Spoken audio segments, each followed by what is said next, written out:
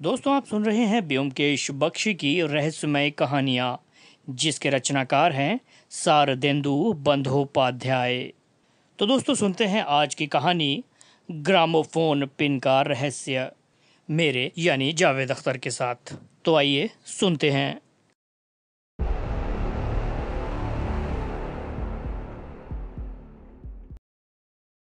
ब्योमकेश ने सुबह का अखबार अच्छे से तह करके एक ओर रख दिया। उसके बाद अपनी कुर्सी पर पीछे सिर टिकाकर खिड़की के बाहर देखने लगा। बाहर सूरज चमक रहा था। फरवरी की सुबह थी। न कोहरा न बादल। आसमान दूर दूर तक नीला था। हम लोग घर की दूसरी मंजिल में रहते थे।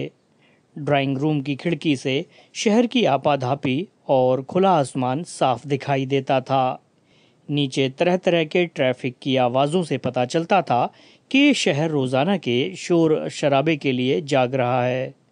नीचे हैरिसन रोड का शोरगुल बराबर आकाश तक कुलांचे मारने लगा था, क्योंकि पक्षियों की चहचहाट आसमान में उड़ने लगी थी। दूर दूर तक कबूतरों की कतारें उड़ती दिखाई दी। लगा जैसे वे सूरज के इर्द गिर्द घेरा बनाना चाह रहे हों। सुबह के 8 बजे थे। हम दोनों नाश्ता करके आराम से अखबार के पन्ने पलट रहे थे, इस आस में कि कोई दिलचस्प समाचार दिखाई दे जाए। ब्योमकेश ने खिड़की से हटने के बाद कहा, तुमने वह अजीब विज्ञापन देखा जो कुछ दिनों से बराबर छप रहा है? मैंने उत्तर दिया, नहीं, मैं विज्ञापन नहीं पढ़ता। आश्चर्य से देखते हुए ब्योमकेश बोला, तुम विज्ञापन नहीं पढ़ते तो क्या पढ़ते हो? जो हर एक व्यक्ति पढ़ता है, समाचार। दूसरे शब्दों में वो कहानियाँ जैसे मंचूरिया में कोई व्यक्ति है जिसकी उंगली से खून बहता है, या फिर ब्राज़ील में एक महिला के 3 बच्चे हुए, यही सब पढ़ते हो? क्या फ़ायदा ये सब पढ़कर? क्यों पढ़ा जाए ये सब? यदि तुम आज के संदर्भ में असली खबर चाहते हो तो विज्ञापन पढ़ो। ब्योमकेश विचित्र व्यक्ति था, ये जल्द ही पता लग जाएगा। ऊपर से उसे देखकर उसके चेहरे या बातचीत से कोई यह नहीं कह सकेगा कि उसमें अनेक विशेष गुणों का समावेश है, लेकिन यदि उसे ताना मारो या उसे तर्क में उद्वेलित कर दो तो उसका यह वास्तविक रूप सामने आ जाता है। लेकिन आमतौर पर वह एक गंभीर और कम बोलने वाला व्यक्ति है। लेकिन जब कभी उसकी खिल्ली उड़ाकर उसका मजाक बनाया जाता है तो उसकी जन्मजात प्रखर बुद्धि सभी संभावनाओं और अवरोधों को तोड़कर उसकी जबान पर खेलने लग जाती है। तब उसका वार्तालाप सुनने लायक हो जाता है। मैं यही लोभ संवरण नहीं कर पाया और सोचा, क्यों ना उसे एक बार उद्वेलित करके देखा जाए। मैंने कहा, तो ये बात है। इसका मतलब यह हुआ कि अखबार वाले सब बदमाश लोग हैं जो अखबार के पन्नों को विज्ञापनों से भरने की जगह फजूल की खबरें छापकर जगह भर देते हैं। ब्योमकेश की आंखों में एक चमक दिखाई देने लगी। वह बोला, कसूर उनका नहीं है, क्योंकि वह जानते हैं कि यदि वे तुम्हारे जैसे व्यक्तियों के मनोरंजन के लिए ये फजूल की कहानियाँ ना छापें तो उनका अखबार नहीं बिकेगा। लेकिन वास्तव में चटपटी खबर व्यक्तिगत कॉलमों में मिलती हैं। यदि तुम सभी प्रकार की महत्वपूर्ण खबरें चाहते हो, जैसे कि तुम्हारे इर्द गिर्द क्या हो रहा है, दिन दहाड़े कौन की साजिश कर रहा है, स्मगलिंग जैसे गैर कानूनी काम को बढ़ाने के लिए क्या नए हथकंडे अपनाए जा रहे हैं, तो तुम्हें व्यक्तिगत कॉलम के विज्ञापन पढ़ने चाहिए। रॉयटर्स ये सब खबरें नहीं छापता। मैंने हंसकर जवाब दिया, अगर ऐसा है तो आज ही से केवल विज्ञापन ही पढ़ूंगा। पर तुमने यह नहीं बताया कि आज कौन सा विज्ञापन विचित्र लगा। ब्योमकेश ने अखबार मेरी तरफ फेंकते हुए कहा, पढ़ लो, मैंने निशान लगा दिया है। मैंने पन्नों को पलट कर देखा। एक पेज पर लाल पेंसिल से 3 लाइन की लाइनों पर निशान लगा था। यदि लाल निशान ना होता तो शायद साधारण दृष्टि में वह दिखाई न देता। विज्ञापन इस प्रकार था, शरीर में कांटा। यदि शरीर से कांटा निकलवाना चाहते हैं तो कृपया शनिवार 5:30 बजे व्हाइट वे लेडलॉ के दक्षिणी पश्चिमी कोने पर लगे बिजली के खंभे से कंधों को टिकाए खड़े रहें। मैंने उस विज्ञापन को कई बार पढ़ा और जब मुझे कोई उसका सिर पैर नजर नहीं आया तो मैंने पूछा, वे आखिर कहना क्या चाहता है? उस चौराहे के लैंप पोस्ट से कंधा टिकाने क्या जादू से शरीर से कांटा निकल जाएगा? उस विज्ञापन का अर्थ क्या है और क्या है यह शरीर का कांटा? ब्योमकेश ने उत्तर दिया, मैं भी तो अभी तक यह नहीं समझ पाया हूँ। अगर तुम पिछले अखबारों पर नज़र डालोगे तो पाओगे कि यह विज्ञापन प्रत्येक शुक्रवार बिना किसी नाम के छप रहा है। लेकिन इस खबर में संदेश क्या है? आमतौर पर किसी विज्ञापन को छपवाने का कोई उद्देश्य होता है। इस विज्ञापन से तो कुछ पता नहीं चलता, व्योमकेश बोला। पहली नज़र में तो यही लगता है कि इसमें कोई संदेश नहीं है, पर कुछ भी नहीं है, ये कैसे मान लिया जाए? आखिर कोई व्यक्ति अपनी मेहनत की कमाई फिजूल के विज्ञापन पर क्यों खर्च करेगा? यदि ध्यान से पढ़ा जाए तो पहला संदेश बिल्कुल स्पष्ट है। और वो क्या है? विज्ञापनकर्ता बताना नहीं चाहता कि वह कौन है। विज्ञापन में कहीं कोई नाम नहीं है। अक्सर विज्ञापन ऐसे छपते हैं जिनके विज्ञापनकर्ता का नाम पता नहीं होता, पर यह सब जानकारी अखबार के दफ्तर में रहती है। अखबार अपनी ओर से एक बॉक्स नंबर छापता है, इसमें यह भी नहीं है। तुम जानते होगे कि जब कोई विज्ञापन छपवाता है तो उसका उद्देश्य यह होता है कि वह खुद मौजूद रहकर लेन देन पर कोई सौदेबाजी करे। यह भी वही करना चाहता है, पर सौदेबाजी के लिए सामने नहीं आना चाहता। मैं ठीक नहीं समझ पाया। ठीक है, मैं समझाता हूँ, ध्यान से सुनो। विज्ञापन देने वाला आदमी इस विज्ञापन के माध्यम से लोगों से ये कहना चाहता है कि हे भाई सुनो, यदि तुम में से कोई अपने शरीर का कांटा निकाल देना चाहता हो तो अमुक जगह इतने बजे मिलो और इस मुद्रा में खड़े रहो ताकि मैं तुम्हें पहचान सकूं। अभी हम इसकी चर्चा ना करें कि आखिरकार ये शरीर में कांटा है क्या चीज़। इस समय हम इतना ही सोच लें कि यदि हम उस कांटे को निकाल फेंकना चाहते हों तो हमें क्या करना होगा। उस जगह उतने बजे वहां जाएं और लैंप पोस्ट से कंधा टिकाकर खड़े हो जाएं। मान लो तुम उसी समय पर जाकर इंतजार करो तो क्या होगा? क्या होगा? मुझे यह बताने की ज़रूरत नहीं है कि शनिवार की शाम को उस स्थान पर कितनी भीड़ हो जाती है। व्हाइट वे लाइडलो एक तरफ है, उसके दूसरी तरफ न्यू मार्केट है और चारों तरफ अनेक सिनेमा हॉल हैं। तुम वहां निर्धारित समय से लेकर आधा घंटे तक उक्त लैंप पोस्ट से टिककर खड़े रहते हो तो खंबे के आगे पीछे चलने वाली भीड़ के धक्के तुम्हें खाने पड़ेंगे। लेकिन इतने इंतज़ार के बाद भी जिस काम के लिए तुम वहां खड़े हो उसका कोई अता पता तक नहीं, और जादू से तो शरीर का कोई कांटा निकल नहीं सकता। अंत में तुम निराश होकर सोचने लगते हो कि किसी ने तुम्हें क्या मूर्ख बनाया है। तब एकाएक तुम्हें अपनी पॉकेट में एक रुक्का मिलता है जो भीड़ में से किसी ने बड़ी सफाई से तुम्हारी पॉकेट में डाल दिया है। और फिर क्या? बीमार और दवा देने वाला आपस में मिलते नहीं, फिर भी इलाज का नुस्खा मिल जाता है। तुम्हारे और विज्ञापनदाता के बीच संपर्क कायम हो जाता है, लेकिन तुम्हें नहीं पता लगता कि वह कौन है और देखने में कैसा लगता है। मैं कुछ देर उसकी बातों पर ध्यान देता रहा और बोला, मान लो मैं तुम्हारे वर्णन को सही मान भी लूँ तो भी क्या साबित होता है इससे? सिर्फ यह कि शरीर में कांटे का सरगना हर कीमत पर अपनी पहचान को छुपाए रखना चाहता है, और जो व्यक्ति अपनी पहचान उजागर करने में हिचकिचाता है तो जाहिर है वह कोई सीधा साधा व्यक्ति हरगिज नहीं होता। मैंने अपना सर हिलाकर कहा, ये केवल तुम्हारा अनुमान है, इसका कोई सबूत नहीं है जो तुम कह रहे हो कि वो सही हो।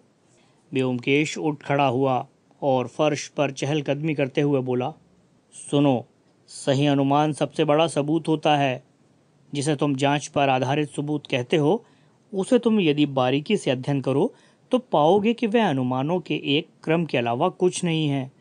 परिस्थिति पर आधारित प्रमाण बौद्धिक अनुमान नहीं है तो क्या है? फिर भी इसके आधार पर कितने ही लोगों को आजन्म कैद की सजा हुई है। मैं चुप रहा, किंतु हृदय से उसके तर्कों को स्वीकार नहीं कर पाया। एक अनुमान को प्रमाण मान लेना आसान नहीं लगा, लेकिन फिर ब्योमकेश के तर्कों को यूं ही झुठला देना भी मुश्किल था। इसलिए मैंने निर्णय किया कि इस समय यही बेहतर होगा कि प्रतिक्रिया के रूप में मैं फिलहाल कुछ न कहूँ। मैं जानता था कि मेरी चुप्पी ब्योमकेश को उद्वेलित करेगी और जल्द ही वह कोई तर्क प्रस्तुत करेगा जिसको मैं किसी तरह भी अस्वीकार नहीं कर पाऊंगा। इसी बीच एक गौरैया उड़कर हमारी खिड़की के दरवाजे पर बैठ गई। उसकी चोंच में एक छोटी सी टहनी थी। उसने अपनी छोटी चमकती आंखों से देखा। ब्योमकेश चलते चलते एकाएक रुक गया और गौरैया की ओर इशारा करके उसने पूछा, क्या तुम बता सकते हो कि यह चिड़िया क्या कहना चाह रही है? चौंक कर मैं बोला, क्या कहना चाह रही है माने? मैं समझता हूँ कि वह अपना घोंसला बनाने के लिए जगह ढूंढ रही है, और क्या ये निश्चयपूर्वक कह सकते हो बिना किसी संदेह के? हाँ, बिना किसी संदेह के। ब्योमकेश दोनों बाजुओं को आपस में बांधकर खड़ा हो गया और हल्की मुस्कान से बोला, तुमने ऐसा कैसे सोच लिया? क्या प्रमाण है? प्रमाण? वह तो है उसके मुंह में पेड़ की टहनी। उसके मुंह में टहनी क्या निश्चित रूप से यह बताती है कि वह घोंसला ही बनाना चाहती है। मैं समझ गया कि मैं ब्योमकेश के तर्कों के जाल में फंस गया हूँ। मैंने कहा, नहीं लेकिन अनुमान। आप तुम लाइन पर आए तो क्यों इतनी देर से मानने से इनकार कर रहे हो? नहीं, इनकार नहीं, लेकिन तुम्हारा कहना है जो अनुमान गौरैया के बारे में लगाया है वह मनुष्य पर भी लागू होता है। क्यों नहीं? यदि तुम मुंह में टहनी दबाकर किसी की दीवार पर चढ़कर बैठ जाओ तो यह साबित हो जाएगा कि तुम घोंसला बनाना चाहते हो। नहीं, इससे तो यह साबित हो जाएगा कि मैं बहुत ही ऊंचे दर्जे का उल्लू हूँ। क्या इसके लिए भी कोई सबूत चाहिए? ब्योमकेश हंसने लगा। उसने कहा, तो मुझे किसी भी तरह नाराज नहीं कर सकते। तुम्हें यह मानना ही पड़ेगा कि भले ही जांच पर आधारित प्रमाण में भूल हो जाए, पर तर्क पर आधारित अनुमान गलत नहीं हो सकता। मैं भी अपनी जिद पर अड़ गया और बोला, मैं इस विज्ञापन को लेकर तुम्हारे तरह तरह के अनुमानों और अटकलों पर यकीन करने के लिए तैयार नहीं हूँ। ब्योमकेश ने कहा, इससे तो यही साबित होता है कि तुम्हारा दिमाग कितना कमज़ोर है। जानते हो, आस्था को भी मजबूत इच्छा शक्ति की ज़रूरत पड़ती है। खैर, तुम्हारे जैसे लोगों के लिए जांच पर आधारित प्रमाण ही सर्वाधिक उपयोगी मार्ग है। कल है शनिवार, शाम को हमारे पास कोई काम नहीं है। मैं कल दिखा दूंगा कि मेरा अनुमान सही है। क्या करोगे? इतने में सीढ़ियों से किसी के चढ़ने की पदचाप सुनाई दी। ब्योमकेश ने कानों पर जोर दिया और बोला, आगंतुक, अजनबी, मध्यवय का, भारी भरकम या फिर गोल मटोल, हाथ में बैंत, कौन हो सकता है? ज़रूर हम ही से मिलना चाहता है, क्योंकि इस मंजिल पर हमारे अलावा है कौन? वे अपने आप पर ही हंस दिया। दरवाजे पर दस्तक हुई। ब्योमकेश जोर से बोला, भीतर आ जाइए, दरवाज़ा खुला है। एक मध्य व्यय के भारी भरकम व्यक्ति ने दरवाज़ा खोलकर प्रवेश किया। उसके हाथ में मलाका बांस से बनी बेंत थी, जिसकी मूठ पर चांदी चढ़ी हुई थी। वह बटनों वाला अपलाका ऊन का कोट पहने हुए था। नीचे बढ़िया प्लेटों वाली फाइन धोती झलक रही थी। वह गोरा चिट्टा क्लीन शेव था। आगे के बाल उड़ गए थे, पर देखने में वह प्रियदर्शी था। 3 मंजिल सीढ़ियां चढ़ने से अंदर आते ही बोलने में उसे असुविधा हो रही थी। उसने अपनी जेब से रुमाल निकालकर चेहरा पोंछा। ब्योमकेश मेरी ओर इशारा करके आहिस्ता से बड़बड़ाया, अनुमान, अनुमान। मुझे ब्योमकेश का ताना चुपचाप सहना पड़ा, क्योंकि उसका अजनबी के बारे में अनुमान सही निकला। आगंतुक सज्जन तब तक सहज हो चुके थे। उन्होंने प्रश्न किया, आप दोनों में से जासूस ब्योमकेश बाबू कौन है? ब्योमकेश ने पंखा चलाकर कुर्सी की ओर इशारा करते हुए कहा, तशरीफ़ रखिए, मैं ही ब्योमकेश बख्शी हूँ। लेकिन मुझे जासूस शब्द से चिढ़ है। मैं एक सत्यान्वेषी हूँ, सच को खोजने वाला। मैं देख रहा हूँ आप काफ़ी परेशान हैं। कुछ देर आराम कर लें, फिर आपसे ग्रामोफोन पिन का रहस्य सुनूंगा। वे सज्जन बैठ गए और बड़ी देर किंकर्तव्य विमूढ़ होकर ब्योमकेश की तरफ ताकते ही रह गए। आश्चर्य में तो मैं भी था, क्योंकि मेरे भेजे में यह नहीं घुस पा रहा था कि ब्योमकेश ने एक ही नज़र में उन मध्यवय के संभ्रांत सज्जन को उस कुख्यात ग्रामोफोन पिन की कहानी से कैसे जोड़ दिया। मैंने ब्योमकेश के कई अजूबे देखे थे, पर यह तो कोई जादुई कारनामे से कम नहीं था। बहुत प्रयास करने के बाद उन सज्जन ने अपने विचारों पर नियंत्रण किया और पूछ ही लिया, आप ये कैसे जान गए? ब्योमकेश ने हंसकर उत्तर दिया, केवल अनुमान। पहला ये कि आप मध्यवय के हैं, दूसरा आप संपन्न व्यक्ति हैं, तीसरा आपको यह समस्या हाल ही में होने लगी, और अंततः आप मेरे पास सहायता के लिए आए हैं।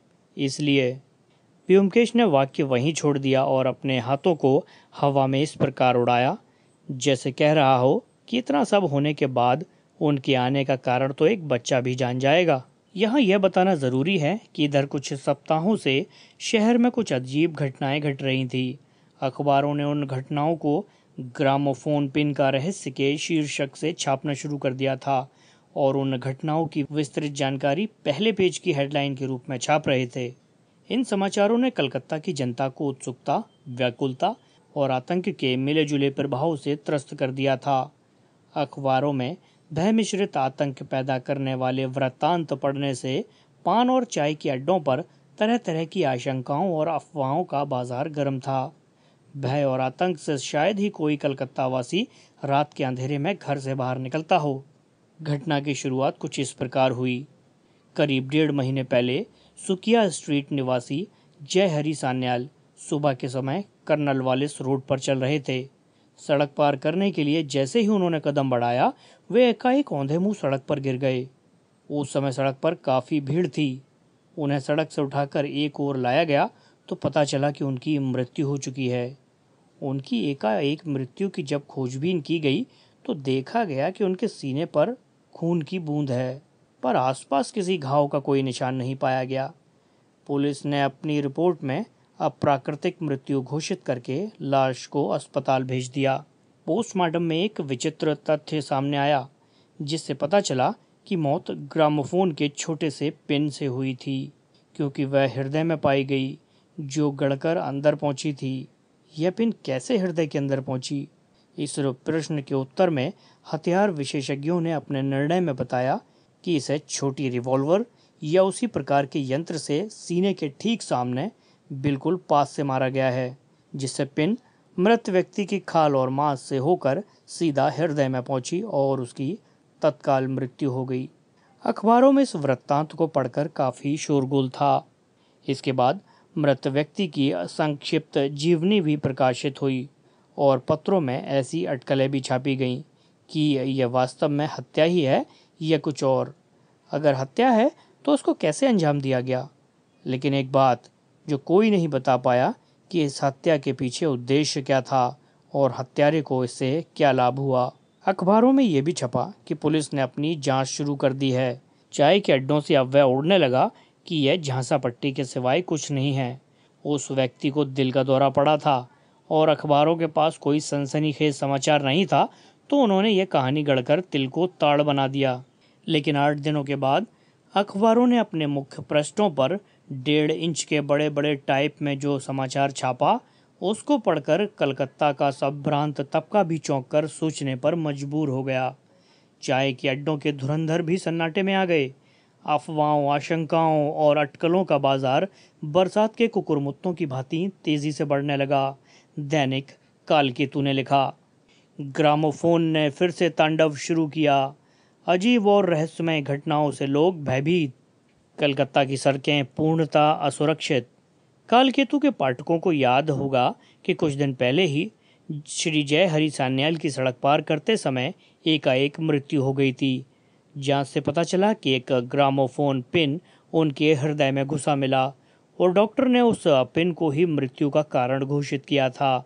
उस समय हमने संदेह उजागर किया था कि वह कोई साधारण दुर्घटना नहीं है और इसके पीछे कोई छुपा भयानक षड्यंत्र है। हमारा वह संदेह अब पक्का हो गया है। कल ठीक वैसे ही अजीब दुर्घटना घटी। प्रख्यात व्यवसायी कैलाश चंद मौलिक कल शाम लगभग 5 बजे मैदान के निकट गाड़ी से जा रहे थे। रेड रोड पर उन्होंने अपनी कार रुकवाई और पैदल चलने के लिए गाड़ी से बाहर आए। एकाएक उनके मुंह से एक चीख निकली और वे जमीन पर गिर पड़े। उनके ड्राइवर और अन्य लोगों ने उठाकर कार तक लाए, लेकिन तब तक उनका प्राणांत हो चुका था। यह देखकर वहां एकत्रित सभी लोग घबरा गए, लेकिन भाग्यवश जल्द ही पुलिस आ गई।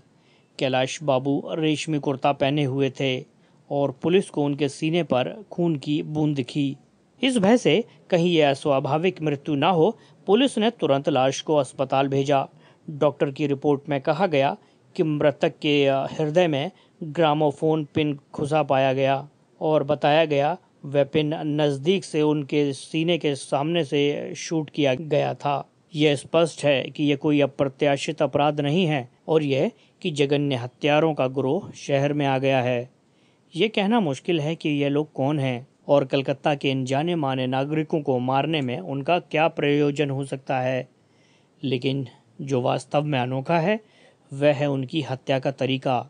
इसके अलावा हथियार और उसका इस्तेमाल भी रहस्य के पर्दे में छुपा हुआ है। कैलाश बाबू अत्यंत उदार और मिलनसार सज्जन पुरुष थे।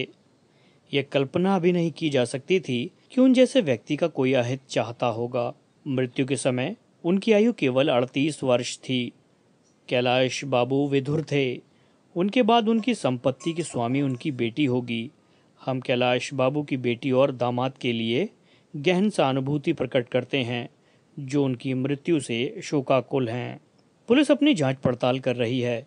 फिलहाल कैलाश बाबू के ड्राइवर को संदेह के चलते हिरासत में ले लिया गया है। इसके बाद लगभग 2 सप्ताह तक अखबारों में काफ़ी उत्तेजना फैली रही। पुलिस जोर शोर से अपराधी की तलाश में व्यस्त रही, लेकिन हाथ पल्ले कुछ पड़ता ना देख करके भी हैरान और परेशान पुलिस खोजबीन में लगी रही। लेकिन अपराधी का कोई सुराग पाना तो दूर, वो ग्रामोफोन पिन के गहन रहस्य के बारे में भी कोई प्रकाश नहीं डाल पाई। और फिर करीब 15 दिन बाद ग्रामोफोन पिन ने अपनी करामात दिखाई। इस बार इसका शिकार कृष्णदयाल लाह नाम का एक सूदखोर धनवान था। वह धर्मतल्ला और वेलिंगटन स्ट्रीट के चौराहे पर सड़क पार करते समय सड़क पर ही गिर गया और फिर कभी न उठा। इस बार भी मीडिया में ऐसा घमासान छिड़ा जिसने खबरों के परखच्चे उड़ा दिए। संपादकीय लेखों में पुलिस की कार्यक्षमता और व्यर्थता पर तीखे प्रहार और तेज हो गए। कलकत्ता महानगर में आतंक छा गया। नागरिकों में भय और दहशत घर करने लगी। अड्डों में, चाय दुकानों, होटलों और ड्राइंग रूम में इस विषय को छोड़कर कोई विषय ही नहीं रहा। कुछ ही दिन के अंतराल में ऐसी ही 2 मौतें और हो गईं। सारा शहर दहशत से सकते में आ गया। एक नागरिक यह नहीं समझ पा रहा था कि वह हत्यारे से अपने आप को कैसे सुरक्षित रखे। कहना ना होगा कि ब्योमकेश भी गहन रूप से इस रहस्य पर अपना ध्यान केंद्रित किए हुए था। गलत कार्य करने वालों को पकड़ना उसका व्यवसाय था और इस क्षेत्र में उसने पर्याप्त नाम भी अर्जित किया था। वह चाहे जितना जासूस शब्द से घृणा करता हो, पर वह अच्छी तरह जानता था कि सभी तत्वों और उसके कार्य क्षेत्र को देखते हुए वह एक प्राइवेट डिटेक्टिव ही है। इसलिए भी इस जघन्य हत्याकांड ने उसके मस्तिष्क की समस्त क्षमताओं को हिला दिया था। हम दोनों सभी अपराध के घटना स्थलों पर जाते और प्रत्येक घटना स्थल को सभी कोणों से जांचते। मैं ये नहीं कह सकता कि ब्योमकेश को इस जांच पड़ताल से कोई नया सुराग मिला या नहीं, और यदि मिला भी हो तो उसने मुझसे इस बारे में कोई चर्चा नहीं की। लेकिन इतना ज़रूर था कि वह अपनी नोटबुक में बड़ी मुस्तैदी से छोटी छोटी जानकारी को दर्ज करता जा रहा था। संभवतः अपने मन के भीतर से उसे विश्वास था कि किसी दिन रहस्य की कोई टूटी डोर उसके हाथ लग ही जाएगी। इसलिए आज जब वह टूटी डोर उसके हाथ के करीब आ गई तो मुझे एहसास हो गया कि शांत चेहरे के बावजूद भीतर से वह कितना उद्वेलित और अशांत है। वे सज्जन कहने लगे, मैं आया था क्योंकि मैंने आपके बारे में सुना था और अब देख रहा हूँ कि वह सब गलत नहीं है। आश्चर्यजनक दक्षता जो आपने अभी दिखाई है, उसे देखकर मुझे लगता है कि आप ही हैं जो मुझे बचा सकते हैं। पुलिस कुछ भी नहीं कर पाएगी, इसलिए मैं उसके पास गया ही नहीं। ज़रा देखिए तो, कम से कम 5 हत्याएं दिन दहाड़े उनकी नाक के नीचे हो गईं। क्या वे कुछ कर पाए? और आज तो मैं जाने कैसे कैसे बचा हूँ। उनकी आवाज़ लड़खड़ाकर मध्यम हो गई और उनकी कनपटी पर पसीने की बूंदें चमक आईं। ब्योमकेश ने उन्हें सांत्वना देते हुए शांत रहने को कहा। मुझ पर विश्वास कीजिए, अच्छा हुआ कि आप पुलिस की बजाय मेरे पास चले आए। अगर कोई इस रहस्य को खोल सकता है तो यकीनन वह पुलिस नहीं है। कृपा करके शुरू से सारी बातें विस्तार पूर्वक बताइए। कोई भी बात छोड़िएगा नहीं, क्योंकि मेरे लिए कोई भी जानकारी व्यर्थ नहीं होती। उन सज्जन ने सहज होकर कहना शुरू किया। मेरा नाम आशुतोष मित्र है। मैं नज़दीक ही नोबू टोला में रहता हूँ। 18 साल की उम्र से ही मैं अपने व्यवसाय में लगा हूँ। मुझे कभी समय ही नहीं मिला कि मैं कभी अपने परिवार या शादी के बारे में सोच पाऊँ। दूसरे, मुझे बच्चों का भी कोई शौक़ नहीं है, इसलिए मैं इन सब झंझटों से दूर ही रहा। मेरे शौक़ भी कुछ अलग ही हैं। कुछ चीज़ें बहुत अधिक पसंद है, कुछ से मुझे सख्त नफरत है, और इसलिए मैं अकेला रहना ही पसंद करता हूँ। समय के साथ उम्र भी बीत गई। मैं अगली जनवरी को 50 वर्ष पूरे कर लूँगा। 2 साल पहले मैंने अपने काम से अवकाश ले लिया। मेरे पास मेरी बचत का पैसा लगभग 1.5 लाख रुपया बैंक में जमा है, जिसका ब्याज मेरी ज़रूरतों को पूरा करने के लिए पर्याप्त है।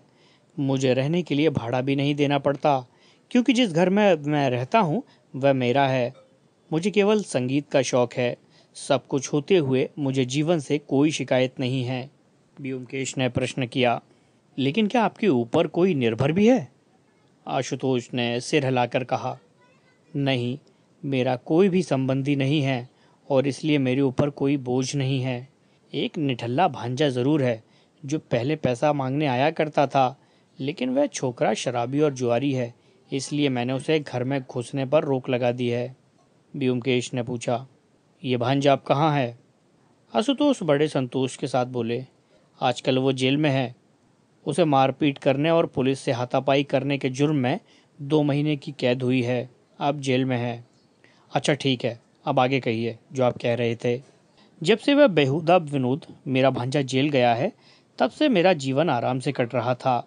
मेरा कोई मित्र नहीं है और मैंने जानबूझकर कभी किसी का नुकसान नहीं किया है, इसलिए मुझे नहीं लगता कि कोई मेरा दुश्मन भी होगा। लेकिन कल एकाएक मैं जैसे आसमान से गिरा।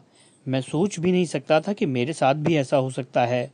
मैंने अखबारों में ग्रामोफोन पिन के रहस्य की खबरों को पढ़ा ज़रूर था, लेकिन उन पर मुझे विश्वास नहीं होता था। मुझे लगता था ये सब मनगढ़ंत कहानियां हैं, लेकिन मैं गलत था। वह कैसे? कल शाम मैं रोज़ाना की तरह घूमने निकला। जोड़ासांकों के पास एक संगीत संगोष्ठी है, जहां मैं शाम का समय गुजारता हूं और रात में 9 बजे के आसपास लौटता हूं। आमतौर पर मैं पैदल ही जाता हूं, क्योंकि मेरी उम्र में स्वास्थ्य के लिए यह फ़ायदेमंद है। कल रात को लौटते समय जब मैं हैरिसन रोड और एम्सहर्ड स्ट्रीट के चौराहे पर पहुंचा, उस समय वहां खड़ी 9:15 बजा रही थी। उस समय भी सड़कों पर काफ़ी भीड़ थी। मैं फुटपाथ पर कुछ समय के लिए रुका रहा। मैं चाहता था कि आने वाली 2 ट्रॉम भी निकल जाएं। जब ट्रैफिक बिल्कुल साफ हो गया तो मैं सड़क पार करने लगा। मैं सड़क के बीच में पहुंचा ही था कि एकाएक मैंने अपने सीने पर झटका महसूस किया। मुझे लगा जैसे किसी ने मेरे हृदय के ऊपर की हड्डियों के पास, जहां मैं अपनी ब्रेस्ट पॉकेट में अपनी घड़ी रखता हूं, कुछ ठोंक दिया है। इसके साथ ही मुझे दर्द हुआ, जैसे किसी ने हृदय में कांटा घुसा दिया है। मैं गिरते गिरते बचा। किसी तरह मैंने अपना संतुलन बनाए रखा और सड़क पार कर गया। मुझे चक्कर आया और मैं समझ नहीं पाया कि ये सब क्या हुआ। जब मैंने ब्रेस्ट पॉकेट में अपनी घड़ी निकाल कर देखी तो वह ठप हो गई थी। उसका शीशा पूरी तरह से टूट गया था और एक ग्रामोफोन पिन उसमें घुस गया था। आशु बाबू फिर पसीने से तरबतर हो गए। उन्होंने कांपते हाथों से अपनी भौं पर आए पसीने को पोंछा और अपनी जेब से निकालकर एक डिब्बी दे दी और बोले, यह रही वह घड़ी। ब्योमकेश ने डिब्बी खोलकर निकाली। घड़ी गन मेटल की बनी थी। उसके ऊपर शीशा नदारद था। घड़ी में समय 9:30 का बजा था और एक ग्रामोफोन का पिन घड़ी के बीचों बीच गड़ा हुआ था। ब्योमकेश ने घड़ी को बारीकी से कुछ देर तक देखा, फिर उसे डिबिया में रखकर सामने मेज पर रख दिया और बोला, हाँ, तो आप अपनी बात जारी रखिए। आशु बाबू बोले, भगवान ही जानता है उसके बाद मैं कैसे घर पहुंचा। मैं तनाव और परेशानी में सारी रात सो नहीं पाया। ये घड़ी मेरे लिए वरदान ही समझिए, अन्यथा तो अब तक अस्पताल में पोस्टमार्टम की टेबल पर मेरी लाश पड़ी होती। आशु बाबू के रोंगटे खड़े हो गए। एक ही रात में मैंने जीवन के अपने 10 वर्ष खो दिए ब्योमकेश बाबू। पूरी रात मैं सोचता रहा हूँ कि मैं क्या करूँ, किसके पास जाऊँ, अपने को कैसे बचाऊँ। दिन की पहली किरण के साथ ही मुझे आपका नाम सूझा। मैंने आपकी अभूतपूर्व क्षमताओं के बारे में सुना था और इसलिए मैं पहली ही फुर्सत में आपके पास चला आया हूँ। मैं एक बंद टैक्सी में आया हूँ। पैदल चलने की मेरी हिम्मत नहीं हुई, क्योंकि कहीं। ब्योमकेश उठकर आशुतोष बाबू के पास गया और उनके कंधों पर हाथ रखकर बोला, आप आराम से रहिए। मैं आपको विश्वास दिलाता हूँ कि आपका अब कोई बाल भी बांका नहीं कर पाएगा। यह सही है कि कल आप बाल बाल बचे हैं, लेकिन आगे से यदि आप मेरी सलाह पर अमल करेंगे तो आपके जीवन को कोई खतरा नहीं रहेगा। आशुतोष बाबू ने ब्योमकेश के हाथों को अपने हाथों में लेते हुए कहा, ब्योमकेश बाबू, कृपा करके मुझे इस दुर्गति से बचा लीजिए, मेरा जीवन बचा लीजिए। मैं आपको 1000 रुपये का पुरस्कार दूंगा। ब्योमकेश मुस्कुराते हुए वापस अपनी कुर्सी पर बैठकर बोला, यह तो आपकी उदारता है।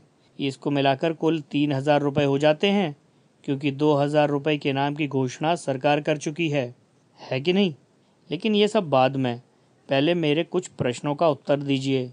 कल जब आप पर हमला हुआ उस समय आपने कोई आवाज़ सुनी थी? किस तरह की आवाज़?